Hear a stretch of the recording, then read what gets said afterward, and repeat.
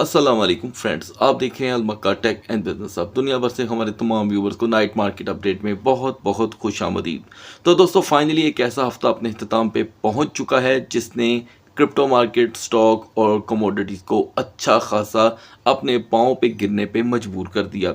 लेकिन इस दरमियान एक सवाल जो सबसे पहले ही मैं शेयर कर देना चाहता हूं, क्योंकि आगे चलकर पे मैं वक्तन फ़वक्तन इसी पे बात करने वाला हूं कि व्यूअर्स का कहना था कि हम जब भी कोई प्लेटफॉर्म ओपन कर रहे हैं, हर प्लेटफॉर्म पे हमें एक ही खबर सुनने को मिल रही है कि पीर वाले दिन सारी मार्केटें फिर क्रैश कर जाएंगी और मार्केटें रिकवर नहीं करेंगी और इस तरह। देखें दोस्तों, सबसे पहले तो मेरा ये काम है एज अ स्टूडेंट, मैं एज अ स्टूडेंट आपको ये बात बताने लगा हूँ कि ऐसी कोई भी स्टेटमेंट का जिम्मेदार कोई नहीं हो सकता, इसलिए कि ऐसी बातें तो सभी करते हैं अपना कारोबार चमकाने के लिए, ठीक है, और व्यूवर्स की जो तवज्जो है उसको देखने के लिए। और आप जानते हैं कि तमाम प्लेटफॉर्म्स के जो सर्च इंजन्स हैं वो उन्हीं चीज़ों को आपके सामने ला ला के पेश करते हैं जिसको आप खुद तलाश कर रहे होते हैं। तो असल में ऐसा कंटेंट आपकी अपनी ही वजह से आपको रिकमेंड होता है, यानी कि आप खुद तलाश कर रहे होते हैं कि हमें पता चले कि पीर वाले दिन होगा क्या। तो देखें दोस्तों, पीर हो, मंगल हो या 2027 की कोई नई पीर हो, हर पीर को, हर मंगल को वही होता है जो मार्केट के यहाँ पर मोस्टली वॉल्यूम के हिसाब से रोटेशन सामने आती है। और रही बात ऐसी बातों पे कान धर के अपने आप को, अपने नर्वस सिस्टम को कमज़ोर करना, ये मेरे नज़दीक मेरे लिए भी हमाकत होगी। सबसे पहले तो मैं अपने लिए इस चीज़ को चूज़ करूँगा और फिर आपके लिए भी। सिर्फ मार्केट को देखें, सीखें, एंजॉय करें और अपने ऊपर हावी करने की ज़रूरत नहीं है। एक बहुत ही पुरानी मिसाल है दोस्तों कि जो चीज़ आप पे हावी होने लगे आप उसमें से एग्ज़िट कर दें, यही हमारी सेहत और दिमाग की सेहत के लिए बेहतर होता है। अगर आप इन मार्केटों का वज़न कहीं पे भी उठा नहीं पा रहे और आप एक्स्ट्रा एक रिवेंज ट्रेड की तरह यहाँ पे रिवेंज ट्रेड कर रहे हैं, तो इसमें से बेहतर है कि आप एग्ज़िट कर जाएं, ठीक है। जब कभी दुनिया के हालात बेहतर हो जाएंगे, आपको लगे कि हर तरफ सब कुछ आराम से पुरसकून हो गया है, तो आप मार्केट में वापस आ जाइएगा।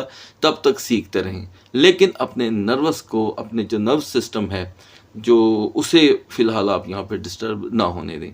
आ जाते हैं दोस्तों कि अब हम एक नए कारोबारी हफ्ते के बिल्कुल करीब रह गए हैं। तकरीबन 4 घंटे बाद तमाम मार्केट्स ओपन होने वाली हैं, ठीक है जी। तो जो भी होगा ये पेपर के ऊपर सारा कुछ होता है दोस्तों। जैसे कि मैंने हमेशा आप लोगों को ये बताया है कि पेपर क्रैश में और रियल क्रैश में बड़ा फ़र्क होता है, ठीक है जी। तो ये चीज़ें अभी चल रही हैं। इससे पहले कि आगे बढ़े मैं बता दूं कि पी स्टॉक का एक और मरहला स्टार्ट हो गया है। आज शाम 7 बजे के बाद ख़बरें गर्दिश करना शुरू हुई हैं दोस्तों, और ये प्रेशर जो है वो गल्फ़ कंट्री की तरफ से ही आया है। और आपको बता दूं कि मंगल के दिन से लेके फ्राइडे मिडनाइट क्लोजिंग तक ऐसी कोई खबर नहीं थी, सारा कुछ ठंडा हो चुका हुआ था। अचानक ये चीज़ें सामने आई हैं निगोशिएटिंग की, ये बहुत ही अच्छी चीज़ है दोस्तों। तो गाइस देखना ये है कि अब का ये जो आखिरी सेशन, तो खैर मैं नहीं कह सकता, मैं हमें अपनी तरफ से कह दूं कि ये आखिरी सेशन है, लिहाजा ये जो सेशन एक नया फिर स्टार्ट हुआ है, देखना तो ये होगा कि अब ये क्या रंग लेके आता है। अच्छी बात है, क्योंकि इस तरफ से खामोशी किसी के लिए भी अच्छी नहीं है। चलें, ये बात कंप्लीट हो गई। दूसरी ये दोस्तों के सवाल एक ये भी था यहाँ पर कि ऑयल प्राइसेस कहाँ से यहाँ पर ओपन हो सकते हैं। देखिए गाइज, ये क्लोजिंग प्राइस आपके सामने है। क्लोजिंग से मुराद ये है कि जब फ्राइडे मिडनाइट क्लोजिंग हुई थी तो WTI के प्राइस आपके सामने ये थे और ब्रेंट क्रूड के ये। पहले तो मैं बिगनर हजरात को ये बता दूं कि जिस तरह आप क्रिप्टो मार्केट में सोलाना और BNB, XAUT या BTC को देखते हैं, आजकल जिस दौर में हम एंटर हो गए हैं इसके अंदर अब WTI भी उसी तरह ही वर्क कर रहा है, यानी कि बाकायदा तौर पे आप इसको एक्सचेंज में यूटिलाइज कर सकते हैं। ब्रेंट भी उसमें आ चुका है। तो अब ये जो टोकनाइजेशन का सिलसिला है ना दोस्तों, ये वो चीज़ें हमें आजकल मार्केट में उतार चढ़ाव दिखा रही हैं। सिंपल वर्ड में ये कहूँ कि पहले ये चीज़ें ऐसी जगहों पे अवेलेबल नहीं हुआ करती थी, इनकी अवेलेबिलिटी ने ही पकड़ के मार्केट की मैनिपुलेशन को हवा दी है। और ये वो चीज़ें हैं दोस्तों कि आप जितनी जल्दी समझ जाएंगे उतनी जल्दी ही आपके लिए बेहतर होगा। तो दोस्तों आगे बढ़ने से पहले मैं फिर बता दूं कि ये जो नया कारोबारी हफ्ता है इसमें कल सबसे पहले हम देखेंगे CME गैप। अगर हम यहाँ पर मार्केट की कैपिटलाइजेशन की बात करें दोस्तों, तो इसमें यहाँ पर हेल्दी वे में इजाफा हुआ है और डोमिनेंस 0.30% तक फॉल कर गया है। अगर यहाँ हम टॉप ट्रेंडिंग में देखें दोस्तों, तो उसमें जी कैश की वापसी हुई है हैवी तरीके से, यानी कि 250 का वो जो लो था उसमें तकरीबन यहाँ पर जो रिकवरी हुई है दोस्तों, वो 173 तक की आपके सामने आ चुकी है। और यहाँ पर किस्तों किस्तों में जी कैश अपनी पोजीशन को बेटर करता जा रहा है। क्रिप्टो मार्केट को लेकर दोस्तों, सबसे पहले अगर किसी की तवज्जो किसी चीज़ पे जाती है तो वो सिर्फ बीटीसी है, ठीक है, क्योंकि बीटीसी की मूवमेंट डिसाइड करती है पूरी मार्केट के बिहेवियर को। तो आज के दिन हम देख रहे हैं कि बीटीसी की स्ट्रगल ऑन रही। एक टाइम पे हम 62,960 तक गए, लेकिन एक बार फिर से मार्केट ने एतमाद की कमी जाहिर की, और वो है दोस्तों ये सेकंड लास्ट कैंडल। इस सेकंड लास्ट कैंडल के नतीजे में हम फिर 61,600 से बाउंस लेकर वापस आए हैं, जिससे ये बात क्लियर हो जाती है कि मार्केट इस वक्त 99.90% तक इस वक्त अपना एतमाद गेन करने में नाकाम है।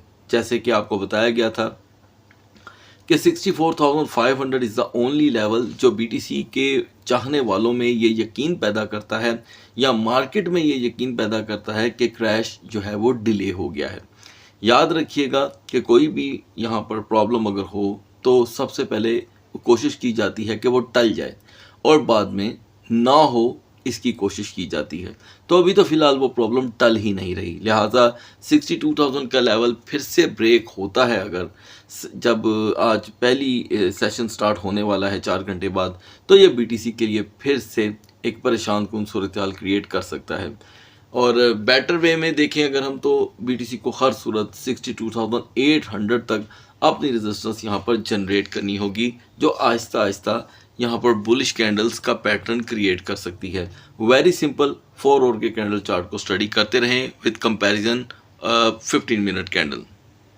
इथीरियम ने आज के दिन दोस्तों 1600 को प्रोटेक्ट किया है। हम जब सुबह इसको डिस्कस कर रहे थे तो हम 1615 पे थे, और आज की मैक्स रेजिस्टेंस हमने देखी 1649 की, और आपको अपडेट किया गया था कि चाहे हम 1650 देखें या 1675, रिजेक्शन इथीरियम में अवेलेबल है अभी तक।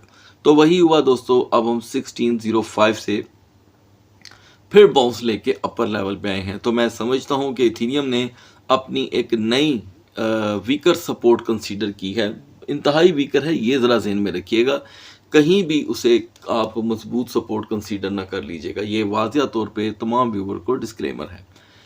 1605 से ये बाउंस ले चुका है सेवरल टाइम, लेकिन 1605 का ब्रेक होना यहाँ पे इथीरियम को फिर से 1570 के लिए तैयार रखे बैठा है, क्योंकि यहाँ पर सपोर्टें इतनी मजबूत नहीं हैं। और टॉप रेजिस्टेंस पे वापस आने के लिए यकीनन 1655 को अपनी सपोर्ट बनाना होगा। याद रखिएगा, I am not talking about resistance, support, वो लेवल जो अभी आया नहीं उसे सपोर्ट मुंतहिब करना होगा। बढ़ते हैं आल्ट कॉइन्स की तरफ। तो दोस्तों आगाज़ कर लेते हैं आल्ट कॉइन्स में से सबसे पहले बीएनबी का। बीएनबी जो यहाँ पर मुसलसल अपनी स्ट्रगल ऑन रखे है 580 से, हमने देखा कि बीएनबी मुसलसल अपर लेवल की रेजिस्टेंस बनाने में हुआ कामयाब, और इस दरमियान जो लो रहा दोस्तों वो तकरीबन 579 से 582 के दरमियान था। और अब क्योंकि यहाँ पर एक बुलिश कैंडल बन रही है, काफ़ी ज़्यादा हेल्दी है, तो पहले तो बीएनबी को ज़रूरत है यहाँ पे 605 पे अपने 45 मिनट की रेजिस्टेंस क्रिएट करने की। ये रेजिस्टेंस मिलती है दोस्तों तो ऐन मुमकिन है कि बीएनबी का लेवल 610 से अपने फर्स्ट ट्रेडिंग सेशन का आगाज़ करे। लोअर साइड पे जो अब नई सपोर्ट बनी है दोस्तों वो 590 की है। XRP दोस्तों यहाँ पर रिकॉर्ड लो लगाने के बाद रिकवरी मोड में अब जा कर के दिखाई दिया है, लेकिन जितनी पोजीशन इसकी लूज़ कर गई है XRP को हर सूरत अर्ली मॉर्निंग में 1.20 से 1.22 के दरमियान अपनी रेजिस्टेंस क्रिएट करनी होगी, अदरवाइज हिस्ट्री इसके साथ साथ है दोस्तों, और अब इसकी रिवर्सल पोजीशन 110 सेंट तक देखी जा सकती है। सोलाना का सुबह का लिया हुआ बाउंस अभी तक उसे यहाँ पर एनर्जी प्रोवाइड कर रहा है। इसके दरमियान हमने एक बेरिश हैंगिंग मैन कैंडल ज़रूर देखी थी, जिसके नतीजे में मार्केट ने फिर भी सोलाना का 65.50 का लेवल प्रोटेक्ट किया। और नई रेजिस्टेंस जो हमें आज देखने को मिली है दोस्तों वो है 66.11 सेंट, लेकिन इस वक्त सोलाना फिर से रिवर्सल हो रहा है। सो 65.50 पे थोड़ी देर के लिए पोजीशन वाइज यकीन किया जा सकता है। मान लें कि हम 65.50 को जब ब्रेक कर रहे हैं तो सोलाना से रिलेटेड इवन कि इनके जो मीम कॉइन्स भी हैं वो भी यहाँ पे आपको तकलीफ़ का शिकार दिखाई दे रही हैं। तो मैं समझता हूँ कि सोलाना को भी स्ट्रगल बहुत ज़्यादा करनी होगी, इसलिए कि अब तक का उसका सबसे बड़ा पैटर्न टूटा है। आज ऑडियंस की जानिब से बहुत ही ज़्यादा डिमांड थी कि सोलाना, पोल्का डॉट और बीएनबी पे सेपरेट वीडियो प्रोवाइड की जाए। तो दोस्तों आने वाले हफ्तों में इंशाल्लाह मैं कोशिश करूंगा कि आपसे मैं इनकी सेपरेट वीडियो शेयर करूं। Anyway, Solana needs 67.50 resistance for समझ लें कि एक नए आगाज़ के लिए, फॉर द न्यू ब्रेकआउट। तो ये एक पोजीशन यहाँ पर आहिस्ता आहिस्ता सोलाना की चेंज हो सकती है इस लेवल के बाद। हाइपर लिक्विड दोस्तों सुबह हमारी डिस्कशन के दरमियान पहले से ही जो है वो 60.24 पे अवेलेबल था। आपको अपडेट किया गया कि नॉर्मली अब हम इन लेवल्स पे बिल्कुल भी यकीन नहीं कर सकते। तो फिर से एक मरतबा हाइपर लिक्विड 56.74 तक का डिप लेकर के आया है और रिवर्सल आपके सामने है 59.50। अब यहाँ पर हाइपर लिक्विड के लिए थोड़ी सी दुश्वारियाँ होती हैं तेज़, क्योंकि अब ये 60.50 में भी एंटर नहीं हो पा रहा। तो मॉर्निंग के लिए अगर हम टेम्पररी तौर पे कोई भी लेवल अगर देखते हैं तो उसमें रिजेक्शन का एलिमेंट रहेगा। हालांकि अभी यानी कि मिडनाइट में ही आप यहाँ पर एक बुलिश मारूबुजू कैंडल देख रहे हैं, लेकिन ये इतनी भी स्ट्रॉन्ग नहीं है कि ये बिल्कुल इसके लिए एक गोल्ड कैंडल क्रिएट कर दे। अगर करती भी है तो यकीनन 4 घंटे की एक नई कैंडल का स्टे यहाँ पे वेट कर रहा है इसके लिए।